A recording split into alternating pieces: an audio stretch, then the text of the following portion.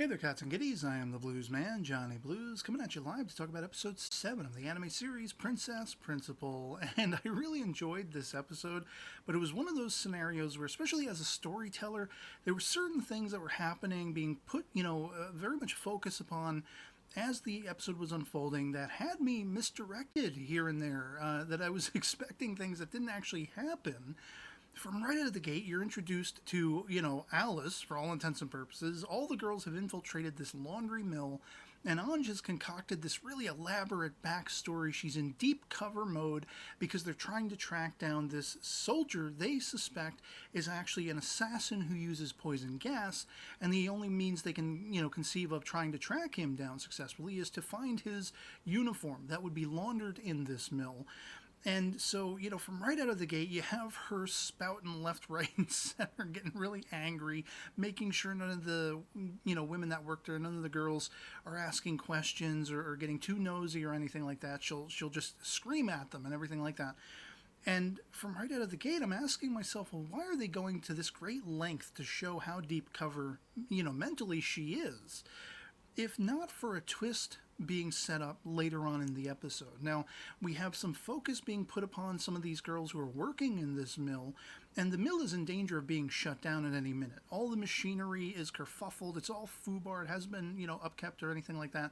And we see that the cat who, runs it, he owes money to the mob, to gangsters who are coming and strong-arming him, leading, Princess herself to buy out the place, and they have to restructure the whole place and everything like that. But I'm thinking the whole time, what if it's not a soldier? What if it's another deep cover spy, a deep cover assassin, and he, or more likely she, is right there in front of our very noses? So they're putting, attention on Marilla and the little klutzy girl whose name escapes me, who's constantly tripping over pipes and wires and sending laundry flying across the room, such like that. And I'm just waiting for the other leg to drop, that it's one of them, like either one of them, maybe either the girlfriend of an assassin, they're working in tandem together, a soldier, something like that, or maybe one of them is, a guy in drag, a very effeminate guy in drag, something. I'm just waiting for something like that. What was the purpose of Anj going nuts, at the start of the episode with her deep cover persona, if not something like that? Little did I perceive, as we see by the end of the episode, it's really a means of trying to endear these girls to you and see what their plight is. See, even though Chise would have it that they're actually kind of lazy, they're only working for less than an hour before taking a lunch break and everything like that because of all the machinery and the hazards and the danger and such like that. But you don't know that at the moment.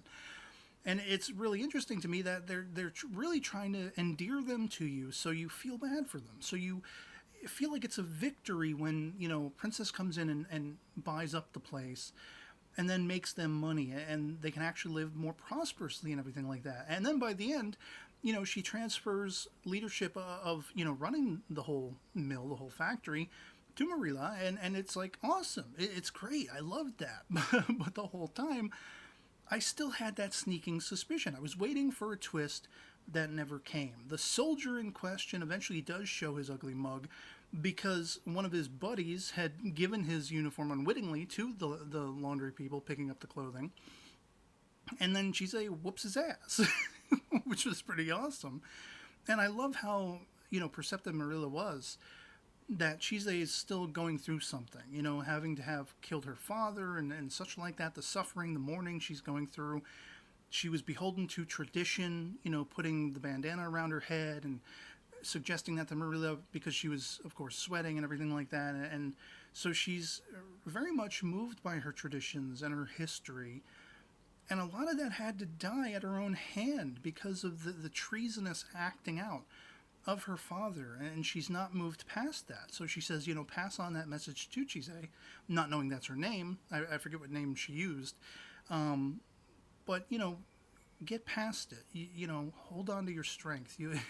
There's a better life over the next horizon. Just keep going.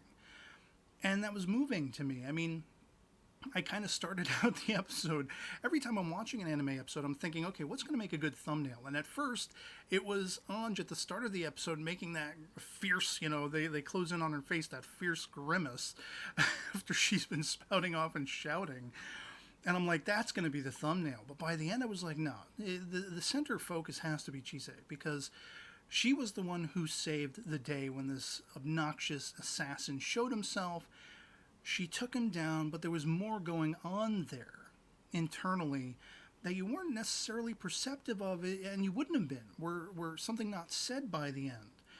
And that really suddenly took all of my attention by the end of the episode. So it was a highly enjoyable episode. It wasn't quite what I expected it to be. It didn't go quite the way I expected, and was speculating all throughout. But it was no less awesome for it. And now these girls, these laundry mill girls, they have better lives ahead of themselves because of the helping hand that our resident spies brought to the table. And that's awesome sauce. So I'd love to hear from you guys in the comments below what you thought of episode 7 of Princess Principal. If you've seen it as well, if you enjoyed it as much as I did, if you had any expectations that were being misdirected like I did, or if you were just, pleasantly surprised and not really having speculated at all what direction the story would take, or if you, found it predictable even. Anything goes in the comments below. Just love having that conversation. Otherwise, it'll be pretty much it for me on this. Hope this video finds you well. And I'll catch you all later. Peace.